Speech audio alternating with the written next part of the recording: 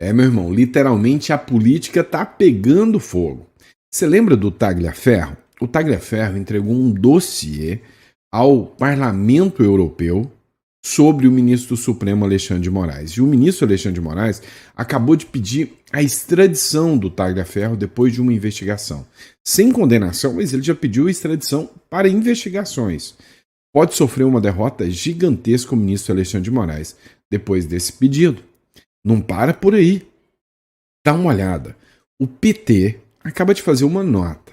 E nessa nota do PT, ele faz acusações gravíssimas e seríssimas contra o Donald Trump.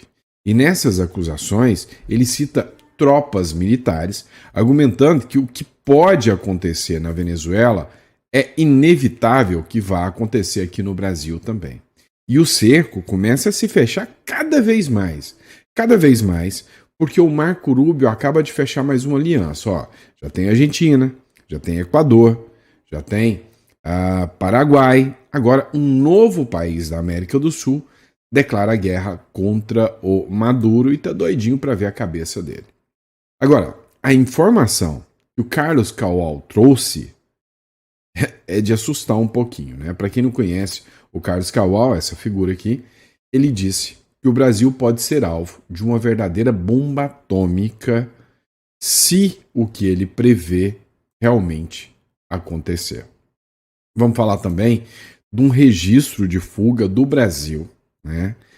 Olha só, o Bolsonaro, ele está na mira do ministro Alexandre de Moraes, porque eles dizem que por causa de uma minuta, o Bolsonaro teria tentado fugir para a Argentina, que tinha um pedido de asilo no celular do Bolsonaro. E por causa disso, o Alexandre de Moraes poderia até mandar o Bolsonaro para Papuda. Só que, literalmente, existe não só um, mas 2 registros de fuga dentro do governo brasileiro, informações que o governo já conhece. E essa eu vou revelar para vocês em primeira mão. Então, antes de mais nada, inscreva-se no canal, curta, compartilha. Obrigado pela confiança, pela credibilidade. Todas as informações que a gente traz aqui para vocês são sempre verificadas. Então, se você quer um canal que te traz credibilidade, esse é o canal preparado para você, tá? Então você inscreve-se aí, você faz parte dessa família aqui do nosso canal, do Dr. Sandro Gonçalves. Sempre um prazer e uma honra estar aqui com vocês. Agora, vamos entender tudo que está acontecendo. Vamos entender essa loucura toda. O Brasil literalmente não é para amadores. Vocês viram o que aconteceu com a família Bolsonaro no primeiro editorial, que saiu um pouco atrasado. Eu sei, eu peço desculpas, tá? Mas deu para perceber a loucura que tá tudo isso. Então, é por isso que eu preciso te recomendar uma coisa. Tenha um plano B. Faça um plano B. Se você precisar sair do Brasil em busca de um país com mais solidez, o Uruguai é um país próprio para você. Você vai entrar em contato aqui e a gente está aqui para poder te auxiliar, para poder te ajudar com tudo isso. Entre em contato aqui que a gente quer te ajudar a ter uma cédula do Uruguai. Você não precisa mudar para o Uruguai, mas você já tira a residência. Se alguma coisa der errado, você já tem a sua residência, você já tem o direito de ir para outro país, recomeçar, ou tem investimentos lá em dólar, porque lá aceita, né, as contas bancárias. Lá são 2 moedas oficiais, o dólar americano e o peso uruguaio, nas contas bancárias. Você pode fazer medicina de graça, então vale a pena. É um país que te dá segurança e segurança jurídica. Entre em contato aqui, que eu estou preparado para te ajudar, caso você precise da nossa consultoria aqui, tá bom? Mas dito isso, vamos começar, vamos de matéria que tem muita coisa para a gente debater. Vamos para cima. Vem cá, você deve lembrar do Eduardo Tagliaferro, o ex-assessor do ministro do Supremo Alexandre de Moraes. Lembra dele? Pois é. O que está rolando? Só para você entender. O ministro Alexandre de Moraes está revoltado com ele porque o Tagliaferro entregou um dossiê contra o ministro Alexandre de Moraes para o Parlamento Europeu, para que o ministro Alexandre de Moraes seja investigado. Então, a Procuradoria-Geral da República acaba de oferecer uma denúncia agora contra o ex-assessor de Moraes por vazamento do TSE e STF à imprensa. Sabe o que é impressionante? O tempo inteiro está vazando informações na imprensa. O tempo inteiro. Mas como as informações que o Tagliaferro vazou não foram contra o Bolsonaro, mas são contra o ministro Alexandre de Moraes, abre-se um inquérito. A Procuradoria-Geral da República denunciou o Eduardo Tagliaferro, ex-assessor do ministro Alexandre de Moraes, no Tribunal Superior Eleitoral por crimes como coação no curso do processo. Não faz sentido, né? Não faz o menor sentido ele ter feito coações e curso de processo, uma vez que ele não é alvo, não é vítima de nenhum processo a ponto de realizar coações. Violação de sigilo funcional. Ora, também, se a gente analisar, o celular do Tagliaferro foi solto, né, liberado. Se as informações que o Eduardo Tagliaferro libera são falsas, não há que se falar em violação do sigilo funcional. Então, se ele está mentindo, esse crime de violação do sigilo funcional é absurdo, né? Se as denúncias que ele faz contra o ministro Alexandre de Moraes são mentira, como que a PGR indicia ele por violação do sigilo funcional? Para indiciar ele por violação do sigilo funcional, a PGR tem que reconhecer que o que ele está falando há hipótese de ser verdade. E se há hipótese de ser verdade, aí nós já não temos mais um crime. Nós temos uma denúncia. E fazer denúncias não é crime. Então, se é verdade, ele está denunciando, quem tem que ser investigado pelas informações que ele está denunciando é o ministro, e não ele. Dá para entender o quanto que eles distorcem, né? Assim, o direito, você é lógico, cada um tem uma tese, uma defesa, e também outro crime, né? Obstrução de investigação. A acusação alega que o Tagliaferro vazou informações sigilosas do TSE e do Supremo Tribunal Federal para a imprensa com o suposto objetivo de prejudicar a imagem do judiciário e interferir em inquéritos em andamento. A denúncia, no entanto, levanta questionamentos sobre a fragilidade das provas apresentadas, baseadas principalmente em mensagens obtidas por quebra de sigilo telemático, que podem ter sido interpretadas de forma enviesada sem sustentar a narrativa da PGR, sem evidências concretas de intenção criminosa. A própria matéria já fala, vocês viram? E aí, para ainda quebrar o gelo mais, o ministro Alexandre de Moraes não tem condenação, não tem nada nesse sentido, pediu a extradição do ex-assessor denunciado por vazar informações. Se o Tagliaferro está lá de forma ilegal, e é por isso que eu te falo, a importância de você ter um plano B, por exemplo, o Uruguai, se ele está lá de forma ilegal, a extradição dele é tranquila, né? Vai se lascar. Agora, se ele fez o trâmite, se ele tem um processo, ou se ele pediu asilo, aí o jogo já vira. Matéria do portal Migalhas, um portal jurídico, tá? Moraes pede a extradição do ex-assessor do TSE acusado de vazar informações sigilosas.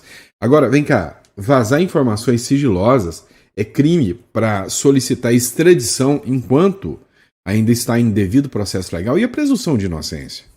Ele já condenou ele? É isso?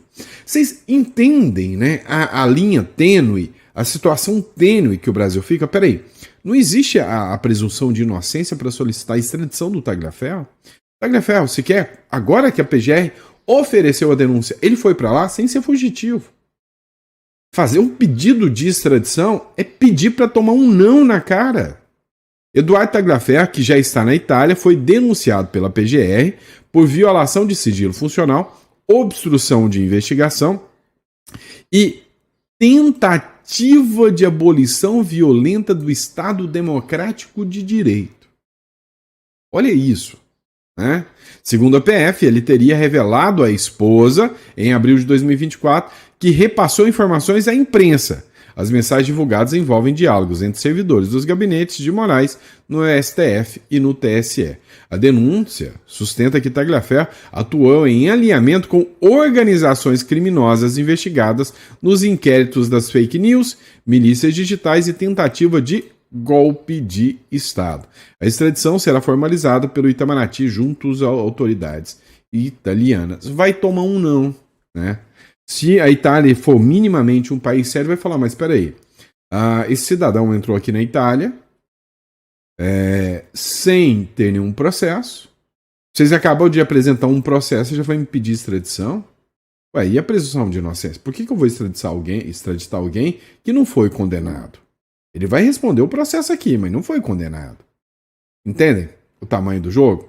Não é assim que funciona. Parece que a galera não tá preocupando com o direito mais, né? Vamos lá. E o PT que tá cutucando a onça com a varinha curta, hein? Você viu essa matéria do Infomoney aqui? O PT acusa o Trump de ameaça à soberania brasileira e cita tropas militares. É, meu amigo. O presidente dos Estados Unidos lançou uma operação bem pertinho da Venezuela, bem pertinho, no bafo do cangote do Maduro, né? O diretor nacional do PT, e aqui torna-se uma ação do partido do presidente brasileiro, hein? Aprovou uma resolução política que acusa o presidente dos Estados Unidos, Donald Trump, de conduzir uma ofensiva contra a soberania do Brasil. Eles estão sentindo, né, a água batendo no bumbum. O texto menciona o risco de intervenções em diversas áreas, incluindo o deslocamento de tropas militares americanas para a América do Sul. Eles já sabem que as tropas ficarão aqui. Foi feito um acordo de cooperação entre Paraguai e Estados Unidos. Já existe uma também com o Equador. E aí é óbvio que esses países podem dar toda a autorização para que as tropas militares dos Estados Unidos desçam aqui para a América do Sul. Entenderam? A resolução do PT menciona que o deslocamento de tropas militares para a costa da América do Sul, as insinuações sobre a soberania do arquipélago de Fernando de Noronha e a base aérea de Parnamirim, a censura e monitoramento sobre cientistas e pesquisadores brasileiros, o ataque ao PIX e as ameaças às terras raras. Deixam nítido o caráter autoritário, antidemocrático e intervencionista deste ataque de Donald Trump, do bolsonarismo e parte da direita brasileira. O partido sustenta que a ofensiva teria também um componente eleitoral. O Trump e seus aliados da direita brasileira pretendem, e não terão êxito, derrotar, nas eleições de 2026, o projeto de desenvolvimento nacional que estamos consolidando sob a liderança do presidente Lula. Cara, impressionante, né? Agora, o que o PT devia entender sobre soberania nacional? O que o PT devia entender sobre quem está violando a soberania nacional? É essa matéria aqui. Matéria da Gazeta do Povo. Mortes de policiais disparam no Brasil no segundo ano de Lula na presidência. O Brasil registrou um aumento de 33% na morte dos policiais, mortes violentas dos números de policiais. Foram 127 policiais mortos só em 2023. Tá? Então, assim, já em 2024, foram 170.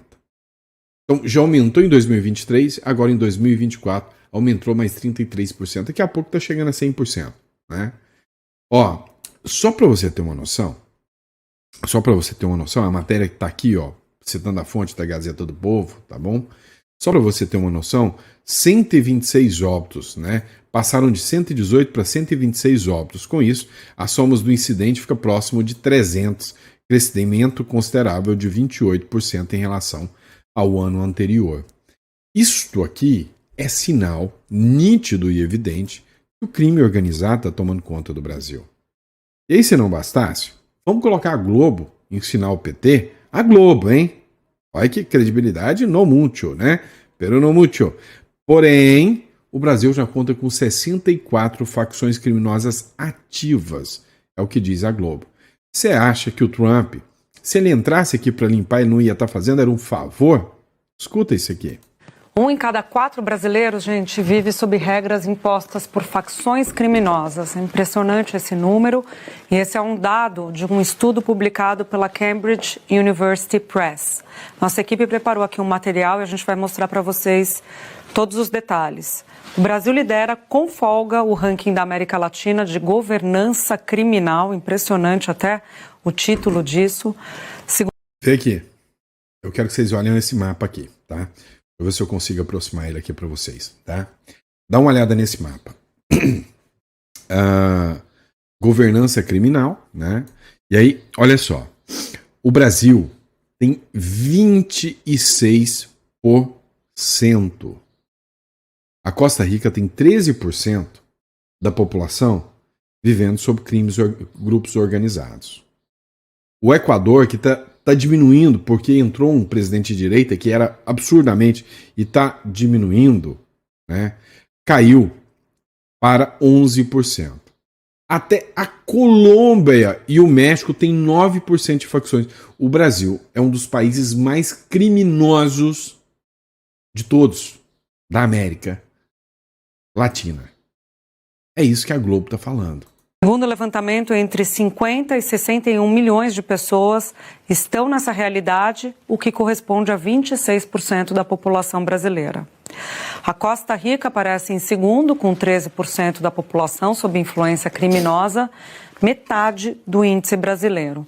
Aí, na sequência, vem Equador e Honduras, com 11% cada. México, Panamá e El Salvador têm 9%. O artigo destaca que a presença de facções pode reduzir o número de mortes violentas devido aos acordos de paz que são fechados entre as próprias facções. Não, eu não ouvi isso. O artigo relata que o aumento de facções pode reduzir o número de mortes violentas porque eles têm acordos de paz. Vem cá.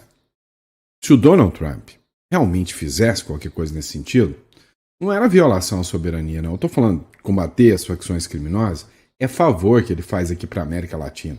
O problema é que costuma ter um grupo político que se beneficia, né, de tudo isso. Só que o cerco está se fechando. Mais um aliado se junta aos Estados Unidos. E eu estou falando agora da Guiana.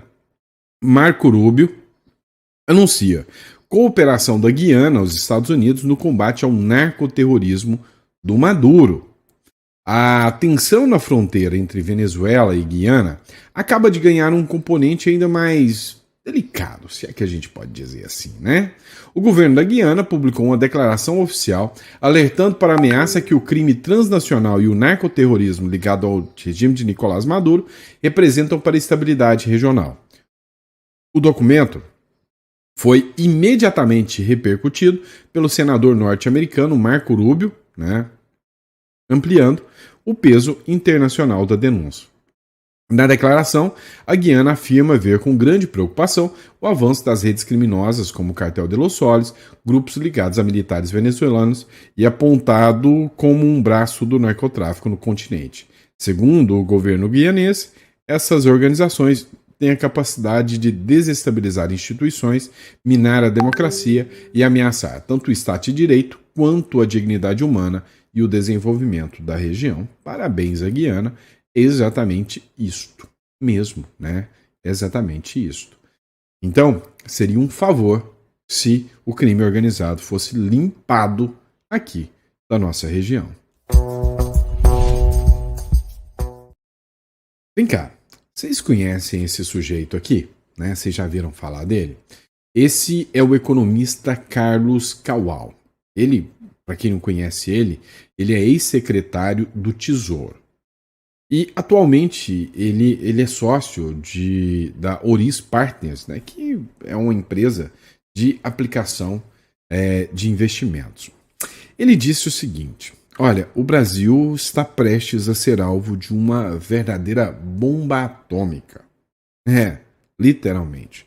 Segundo a análise dele, a Magnite pode ser uma bomba atômica sobre o sistema financeiro, diz Kawal da Oris.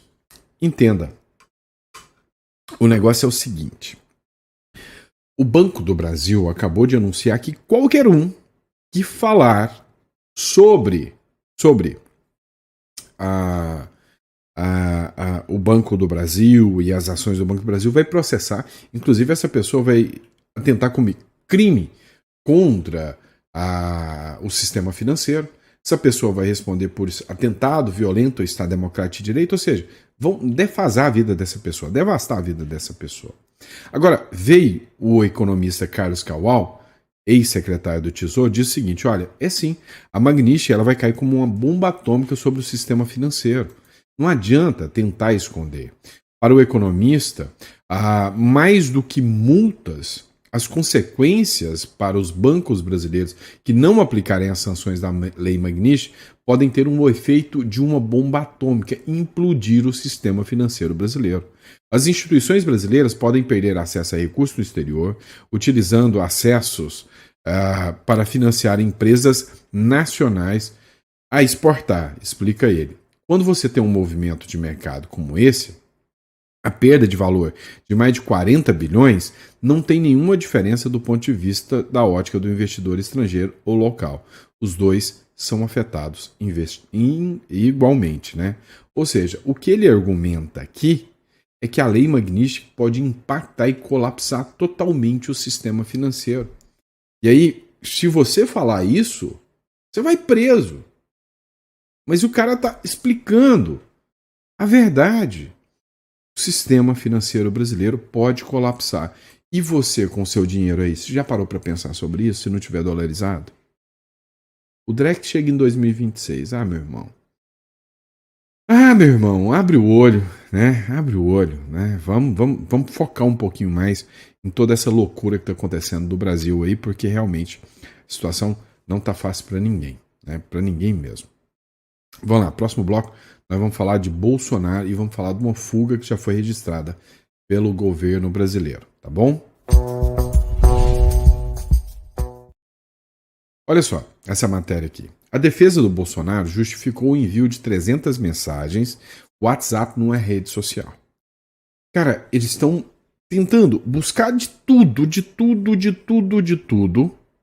para poder prender o Bolsonaro.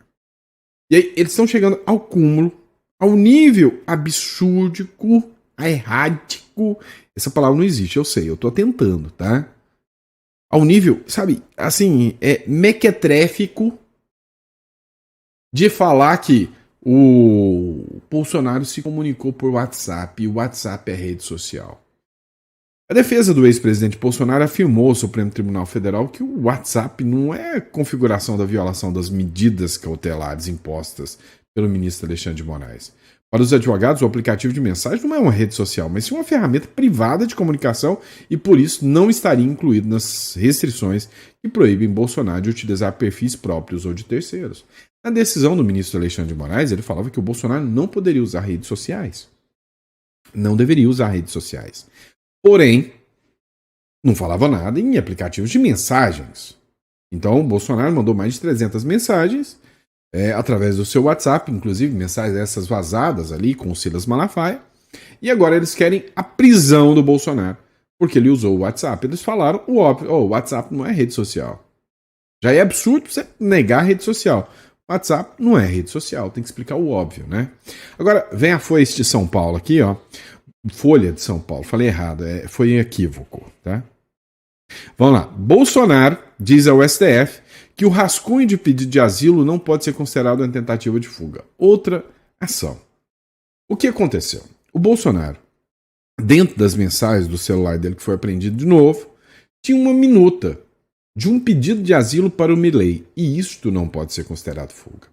Para você ter noção, quando o Lula enfrentou o processo lá com o Moro, teve mais um monte, milhares, dezenas, centenas de pedidos, né, de gente para que o Lula pedisse asilo.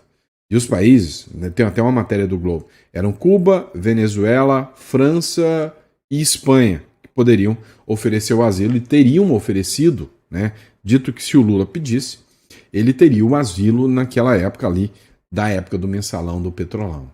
Mas não, o Lula não foi preso por causa disso, não foi preso em virtude de nada disso, né?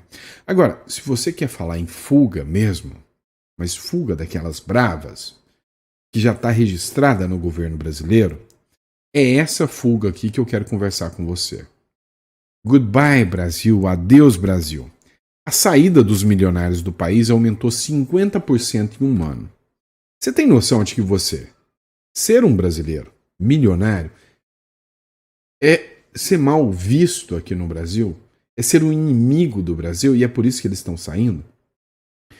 Adeus, Brasil. Saída de milionários do país aumenta em 50%. O Brasil está se tornando menos interessante para famílias de alta renda. Estudo da Renda e Partners, uma consultoria que ajuda milionários a se realocarem em outros países, estima que 1,2 mil pessoas com patrimônio acima de 1 milhão deixam o país nesse ano. Você tem noção de quantos clientes? Eu trabalho com isso, tá? Então eu crio holdings, offshore, a imigração, então a Europa. Mas hoje, se você me perguntar entre Estados Unidos, plano B, tá? Estados Unidos, Europa, Hoje, para mim, o Uruguai é um dos países mais viáveis pela proximidade. Você mora em São Paulo, você consegue investir no Uruguai. O Uruguai ele tem um sistema tributário territorial. E aí, ou seja, você só paga imposto naquilo que você ganha lá dentro do Uruguai. Tá? Uma estabilidade econômica e uma estabilidade jurídica gigantesca. Gosto do Paraguai também, mas não me fornece a mesma estabilidade jurídica, financeira e nem a mesma segurança do Uruguai. Tá? Nem de longe. E aí o que acontece? Essas famílias não estão querendo mais apostar no Brasil. Eu, por exemplo, eu sou residente uruguai. Eu, por enquanto, eu fico 6 meses lá, 6 meses aqui no Brasil. Mas por quê? Questão de saída fiscal. Eu não vou ficar pagando imposto num país que eu sei que esse dinheiro não volta para mim. Saída fiscal. Agora, o que acontece? Se você estrutura bem, você consegue ter uma qualidade de vida. E a qualidade de vida lá não é mais nenhum pinguinho a menos do que a qualidade de vida aqui. Eu ouso dizer, tá, que a qualidade de vida do Uruguai não perde para a qualidade, ou está bem equiparada à qualidade de vida hoje dos Estados Unidos. Aí vem aquela questão do investimento e tudo, uma questão de liberdades, de segurança. Ó, eu ouso dizer para você que liberdade e segurança o Uruguai até me oferece mais. Eu posso comprar uma arma a hora que eu quiser lá no Uruguai. Tá? Eu entro e dou minha cédula de identidade, compro e saio com ela no bolso. Entendeu? Eu posso fazer o que eu quiser ali. Então, assim, é um país muito interessante. Tá? Agora, esse é o primeiro caso de fuga. Os milionários estão fugindo do Brasil por culpa do PT. E eles estão preocupados que a fuga é do Bolsonaro. Agora, quer ver o efeito da esquerda? Outro. Venezuelanos fogem para o Brasil massivamente após Maduro obrigar civis a se alistarem para morrer no lugar dele, que está prestes a ser capturado pelos Estados Unidos. Sim, o Madurito, el homem muy bueno del gobierno de Venezuela, né? Ou seja, um homem bonzinho. Quem que falou que ele é um homem bom mesmo? Né? Pois é, está exigindo que jovens, idosos se alistem, oferecendo ali algumas promessas de picanha que nunca serão cumpridas, para poder defendê-lo do Donald Trump. Não vai dar certo. Vou colocar aqui sem áudio aqui. E aí, isso aqui é hoje a entrada da Venezuela com o Brasil. Tá?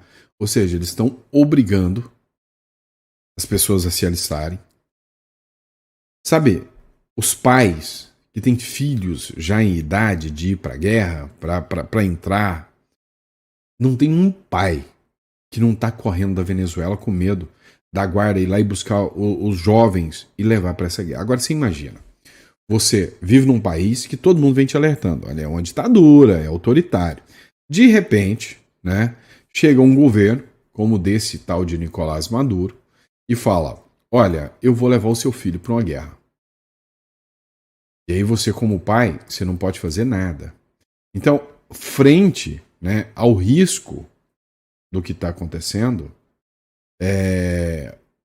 os pais estão saindo fora.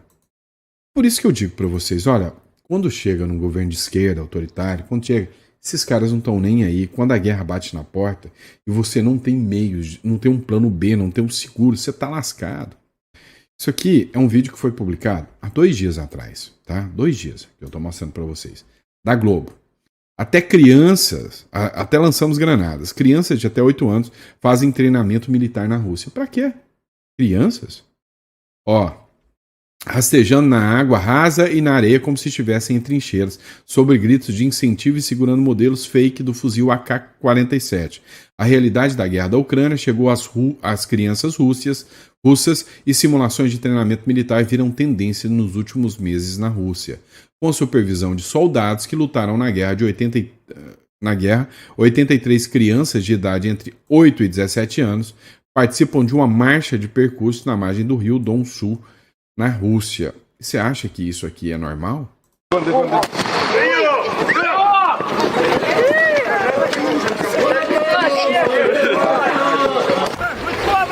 Дети рыбаков чуть-чуть правее обходим, они возле воды, они вам не мешают. Ждем, подтягивай. Кнопка, ты первая! Ползем. Эти... Давай. Давай, вперед. Ты за поворотом! Осталось чуть-чуть. Один рывок, и вы дома. Você acha isso normal? Tá? Eu não acho normal. Literalmente, eu não acho isso normal. Colocar crianças... Olha, a definição mais perfeita da guerra são velhos que se odeiam, colocando jovens e agora crianças que não se odeiam para morrer no lugar deles. Então, sabe, não acredite em governos. Teve um vídeo que eu assisti essa semana que fala sobre Brasil, sobre o patriotismo. Eu ainda vou trazer esse vídeo para vocês num próximo editorial. Mas vocês têm que entender. Ter patriotismo é uma coisa. Outra é você ser prudente. Veja o que o Eduardo Bolsonaro fez. Você questiona? Você fala que ele não é um patriota, que é um covarde ter fugido do Brasil? Ou não? Acredito que não. Por quê? Porque ele fez a medida certa. E você também deveria começar a pensar em fazer a medida certa e ter um plano B. Tá? Se quer a minha ajuda com isso, clica na descrição ou no número aqui, manda uma mensagem. Eu estou aqui para te ajudar, tá bom? Grande abraço, fiquem com Deus e eu vejo vocês no próximo editorial. Que Deus te dê uma mesa farta, repleta de bênçãos para você e para toda a sua família.